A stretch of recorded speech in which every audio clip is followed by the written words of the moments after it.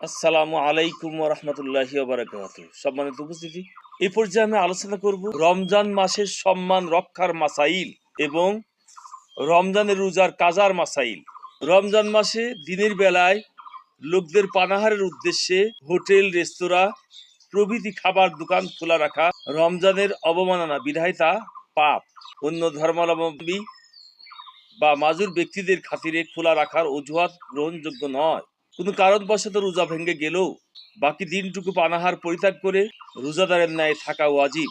দুর্ভাগ্যবশত কেউ যদি রোজা না রাখে তবুও অন্যের সামনে পানাহার করা বা প্রকাশ করা যে আমি রোজা রাখিনি, এতে দ্বিগুণ পাপ হয়। প্রথম হলো রোজা না রাখার পাপ, দ্বিতীয় হলো গুনাহ প্রকাশ করার পাপ।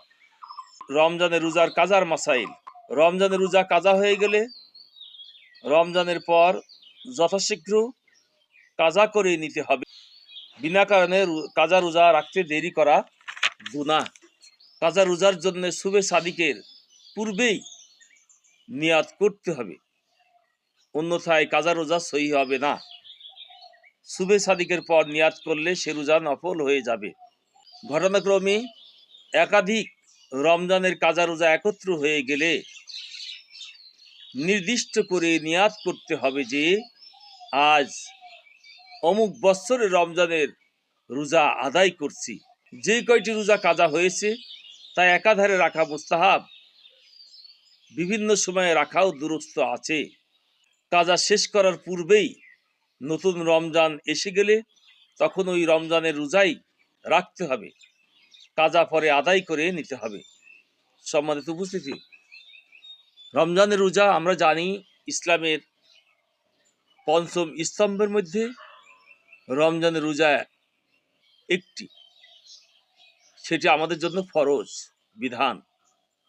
এই জন্য আমাদেরকে সেইভাবে গুরুত্ব সহকারে রমজানের রোজাকে আদায় করতে হবে, নতুবা আল্লাহর কাছে আমাদেরকে কঠিনভাবে জবাবদিহিতার কবলে পড়তে হবে। এই জন্য আসুন আমরা রমজানের রোজার সম্মান রক্ষা করি।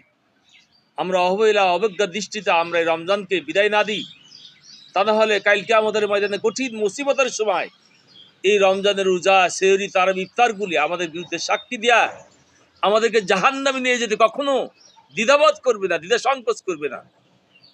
এই জন্য আসুন এই রমজানের রোজার সাথে আমরা সুষ্ঠু সুন্দর ব্যবহার করি, এদেরকে আমরা সঠিকভাবে আদায় করি, নতুবা আমরা সেই কিয়ামতের কঠিন ময়দানে এই রোজার অভিশাপ থেকে, এই রমজানের রোজা, এই কোরআনের অভিশাপ থেকে আমরা কখনো বাঁচতে পারবো না। আল্লাহ পাক রব্বুল আলামিন তাদের সকলকে এই রমজানের রোজার সাথে সুন্দর ব্যবহার করার তৌফিক এনায়েত করুন। আমিন।